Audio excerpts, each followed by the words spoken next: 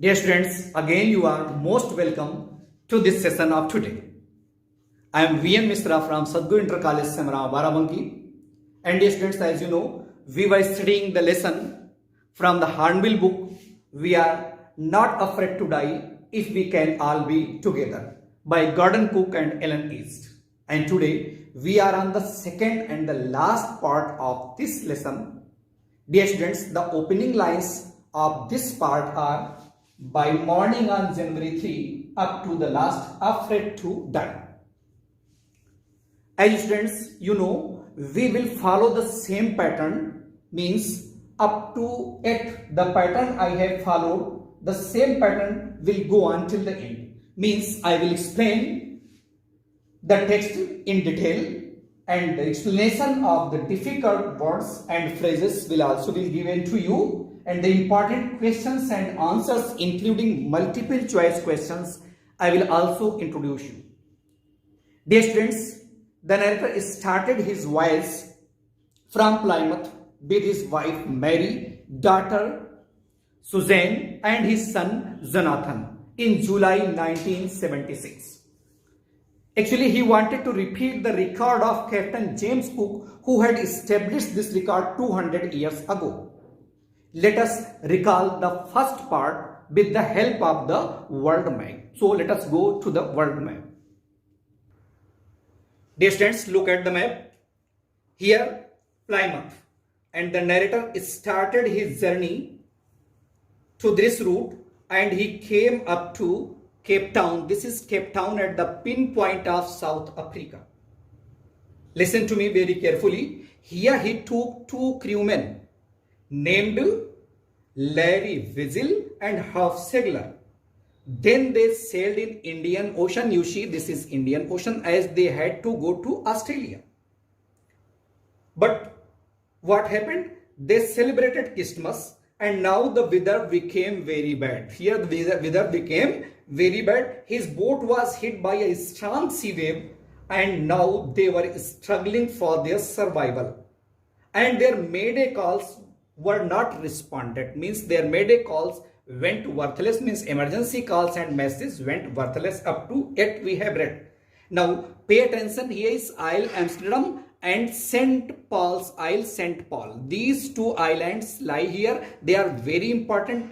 You must remember the names of these 2 islands. Now dear students, let us resume the text we have to read today. Now dear students, look in your textbook.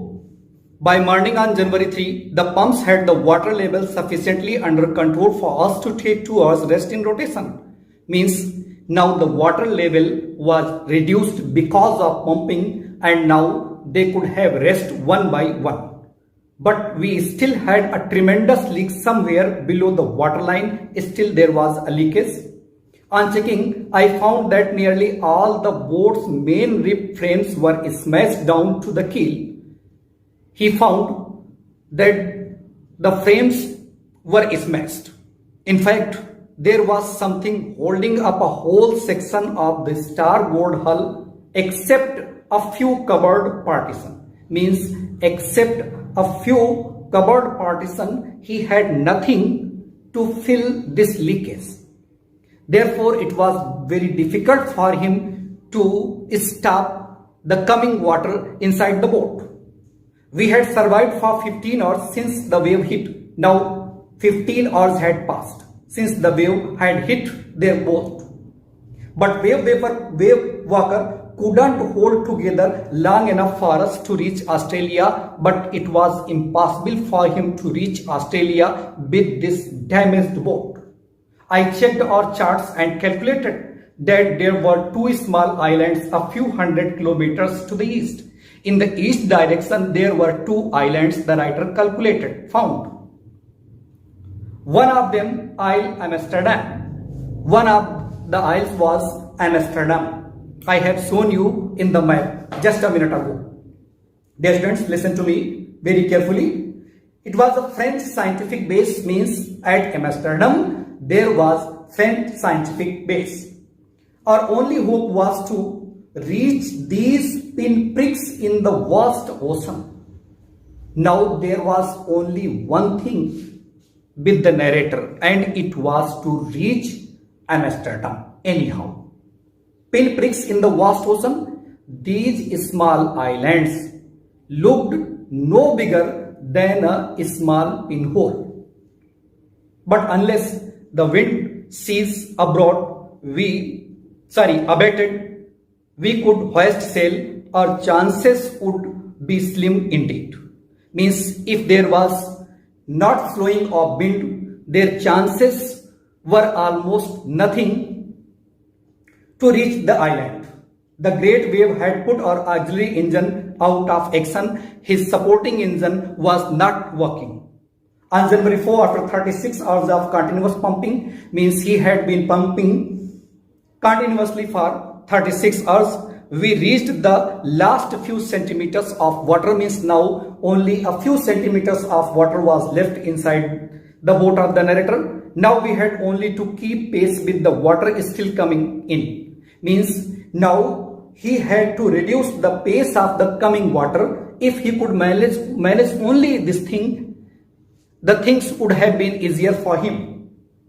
We could not set any sail on the mainmast. It was impossible for him to set any sail on mainmast. Let me show you the figure of a boat and explain you some of the most important terms related to ship or a boat. Now dear students, the figure of a boat is there on your screen. You can see this longer pole. This is main mast. This is main sail. This longer portion is main mast, and this one arrow is given here. This is main sail. This one is beam. These are cabins, place to sit in. This point is,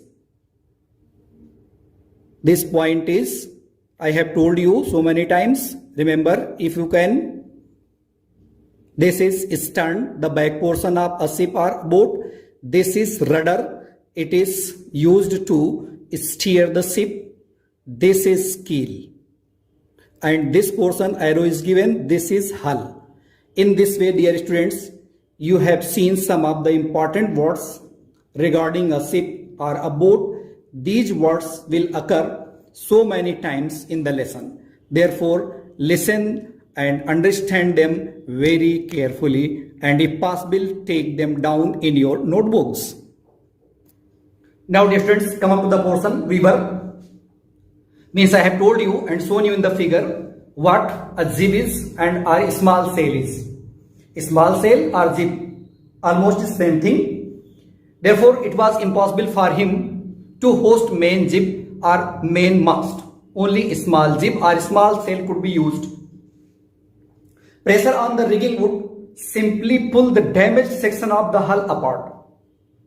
Means if there would have been large pressure on these ropes, rigging means ropes, certainly it would damage the main hull apart, means the main outer structure of the boat. So we hoisted the stern jib and headed for where I thought the two islands were. Therefore, he used a small jib, means a small sail, and proceeded towards the direction he had thought about these islands.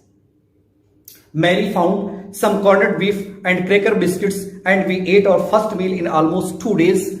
After 2 days, they found a little breakfast which was offered by his wife Mary. Next para. But our respite was short-lived. At 4 p.m., black clouds began building up behind us. This rest period was not a long one, because there were again black clouds. Actually, these were not black clouds, but these were sea waves that were coming to hit the narrator. Within the hour, the wind was back to 40 knots. I have told you, knot speed in the sea. And the seas were getting higher, means the sea waves were getting higher. The weather continued to deteriorate throughout the night. The weather went on becoming bad to worse. And by dawn on January 5, our situation was again desperate. Up to 5th January, again they were in very troubled situation. When I went in to comfort the children, John asked, Daddy, are we going to die? His son, John, here refers to Jonathan, his son, asked him, means asked the narrator, if they were going to die. I tried to assure him that we could make it.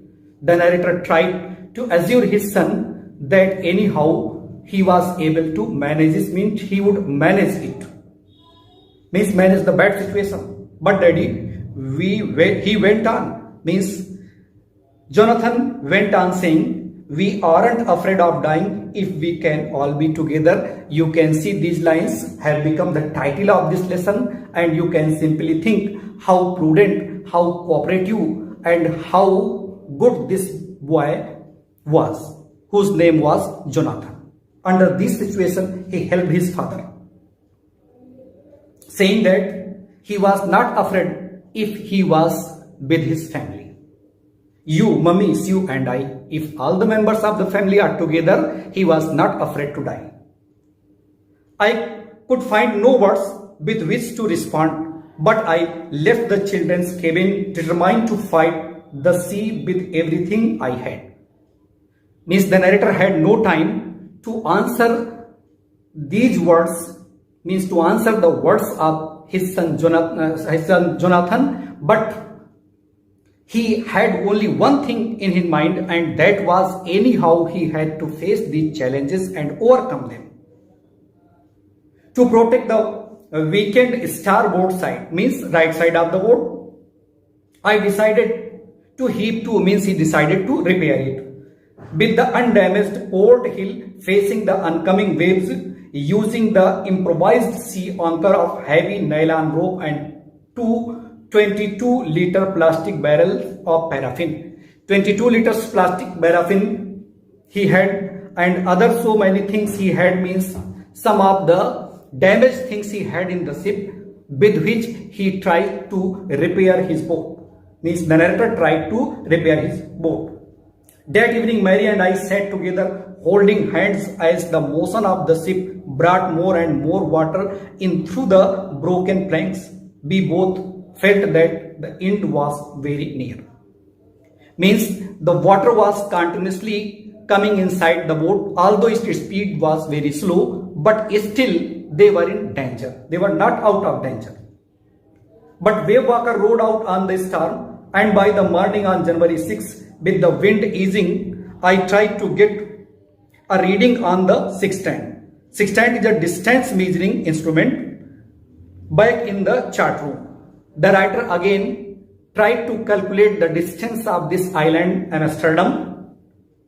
I worked on the wind speeds. He also calculated the speed of the winds and the difference that was between his sextant, means the instrument, and the winds. Changes, of course, he also calculated those changes, means the sextant was defective. Therefore, it was not accurate in measurement. Therefore, he calculated the differences, keeping in mind drift and current in the effort to calculate our position, means he estimated his actual position. The best I could determine was that we were somewhere in 1,50,000 kilometers of ocean looking for a 65-kilometer wide island. He calculated that he was about 1,50,000 kilometers inside the sea. When I was thinking, Sue, moving painfully, joined me. Means Suzanne came to him, his daughter Suzanne came to him. The left side of her head was now very swollen, and her blackened eyes narrowed to slits. Slits means cuts.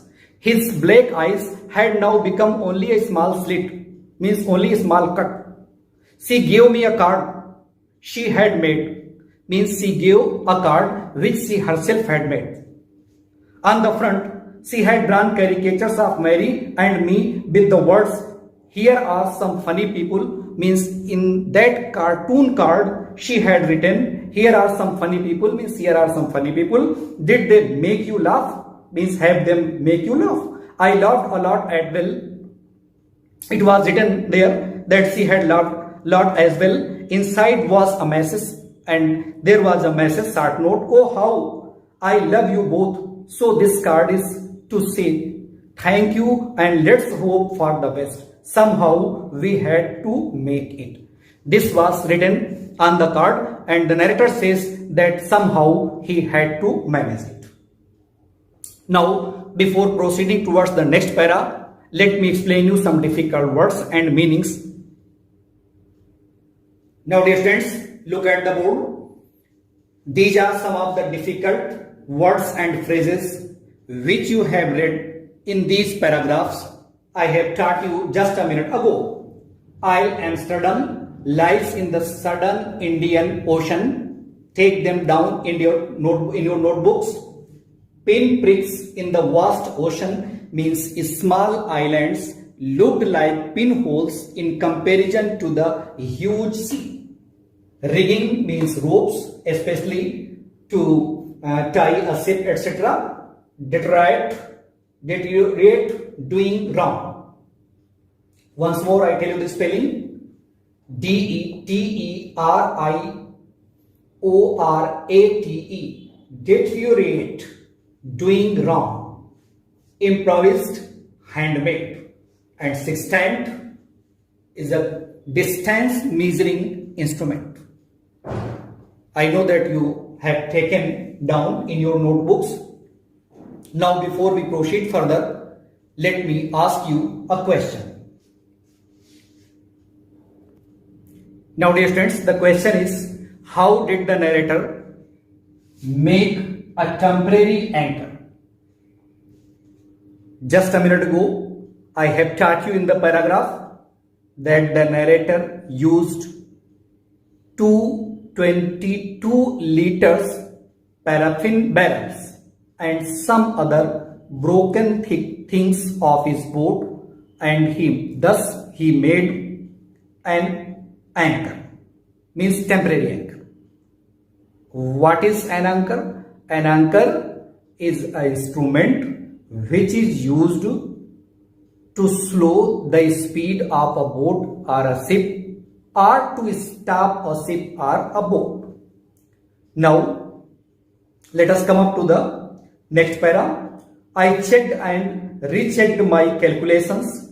We had lost our main compass and I was using a spare which had not been corrected for magnetic variation. Means now he had no accurate compass to find out the distance, to find out the direction.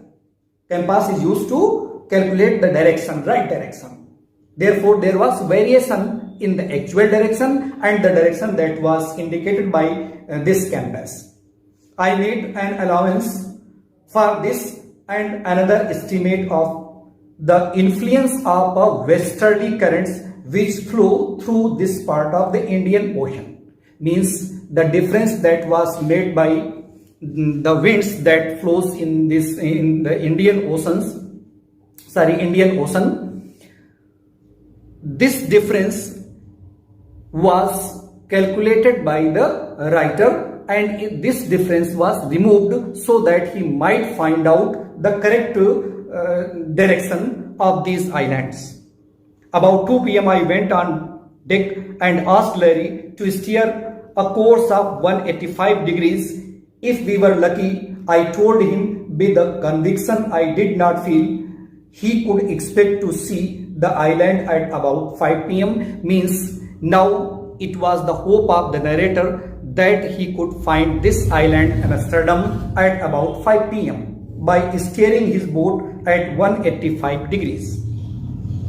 Then with a heavy heart, I went below, climbed on my bunk and amazingly dozed off. Now the narrator climbed on his bunk and he slept. When I woke, it was 6 p.m. and growing dark. Means now it was 6 p.m. and it was dark. I knew we must have missed the island, and with the sail we had left, we couldn't hope to back into the westerly winds. When the writer woke up, He thought that he had crossed this island and now it was impossible for him to return. At the moment, a tousled head appeared my bunk. At the same time, he saw a head which was untidy, means untidy and disturbed hairhead. Can I have a hug? Jonathan asked. Actually, this was the head of Jonathan, his son. He asked if he could hug his father. Sue was right behind him. His daughter Suzanne was standing just behind Jonathan. Why am I getting a hug? Now I asked. The narrator asked why he was having a hug. Because you are the best daddy in the whole world and the best captain, my son replied. Means the narrator's son replied that the narrator was the best daddy and best captain of the world. Not today, John, I am afraid. The narrator said that he was not so. Why, you must be, said Sue in matter of fact voice. You found the island, but Sue repeated the same sentence saying that he was the best father, means her father was the best father because he had found the island. What, I shouted. The narrator was amazed. He said, what? It's out there in front of us. They chorused, means together they said that there was island before them as big as battleship. Just like a battleship, means the island looked like a battleship. I rushed on deck and gazed with relief at the stark outline of Isle Amsterdam. The writer looked at this island. It was only a bleak piece of volcanic rock. Actually, it was nothing else but a volcanic rock, a piece of volcanic rock with little vegetation, means very little vegetation, means very little greenery was there, means the plants were in small quantity here.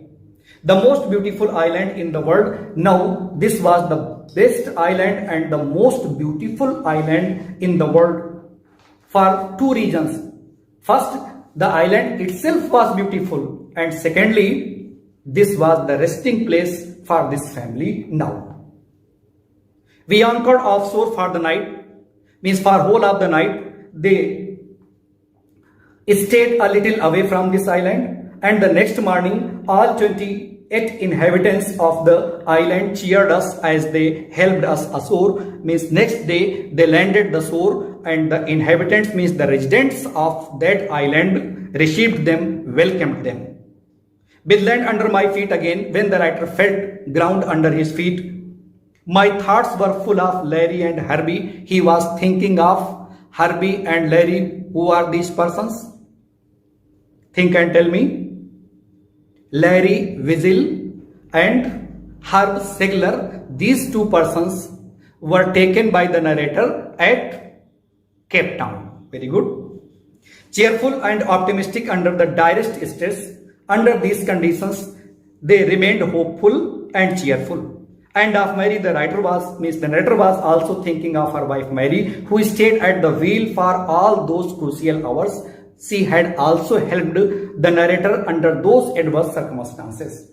I thought of a 7-year-old girl. He also thought of her girl, Miss Suzanne, who did not want us to worry about a head injury, which subsequently took 6 minor operations to remove a recurring blood clot between skin and skull. Skull means bony structure of head.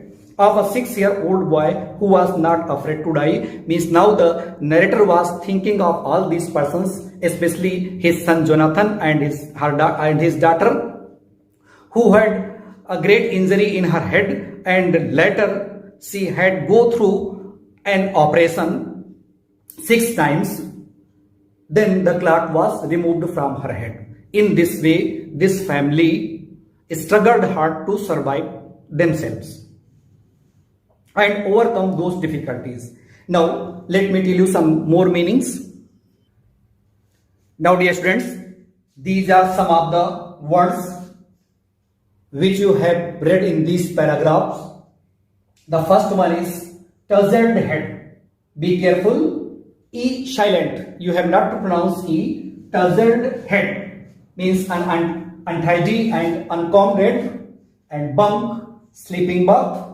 Volcanic rock, a rock formed formed from lava. What is lava? Lava is the material of volcanic eruption. Then bleak, desolate or desert. Larry and Herbie. Actually, these are not words. Larry and Herbie, these are not words. These are the names of the persons. In short, the narrator has said Larry refers to Larry Weasel and Herbie refers to Herb Stegler. Herb Stegler and Larry Weasel joined the narrator at Cape Town. Very good. I think you must have learnt this lesson very carefully, listened every word carefully, and now we will proceed towards some of the questions related to this lesson.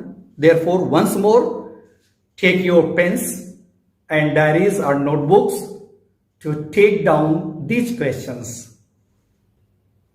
Dear students, the question is, how was the narrator saved from wave hit? Your answer should be thus: the huge wave hit him fiercely. The boat was about to capsize. His head was dashed against the wheel. The second wave made his boat upright. He grabbed the guardrails. Then he was tossed around the deck. Somehow he found the wheel and kept on holding it. Thus the narrator was saved. Dear students, such questions I have taken so many times during our teaching. Therefore, let us consider some of the multiple choice questions. Now, dear students, these are the questions on the board I have written. The first question is, December 25 found them 3,500 kilometers east of Cape Town, west of Cape Town, north of Cape Town or south of Cape Town. I know that you know the answers of these questions. I have to only verify them. Therefore, I verified east is the correct answer. Second one, Sue or Suzanne had a leg injury, head injury, hand injury, chest injury. Very simple answer. You still remember head injury. Third question is, the first disaster came at about 6 p.m., 7 p.m., 5 p.m., 8 p.m. 6 p.m. is the correct answer. You know, the narrator saw or reached Amsterdam at 5 p.m., 6 a.m., 6 p.m., 9 a.m. 6 p.m. is the correct answer. Last two questions have the same answer. 6 p.m. means the disaster came at about 6 p.m. and the narrator reached Amsterdam at 6 p.m. Now, I would like to put one more question for your self-practice. Now, dear students, these are some of the words which are for your self-practice and you have to use them in your own sentences. But pay attention in other sense apart from SIP terminology. Means you have to use these words in your own sense. Not, stern, boom, hedge, anchor. Dear students, I know that you have listened me very carefully, read the lesson very thoroughly, and now, as you know, our UP government has done sincere efforts for your study. You can watch your study material on Swayam Prabha channel, Diksha YouTube channel launched by UP Secondary Education. So many thanks for watching us.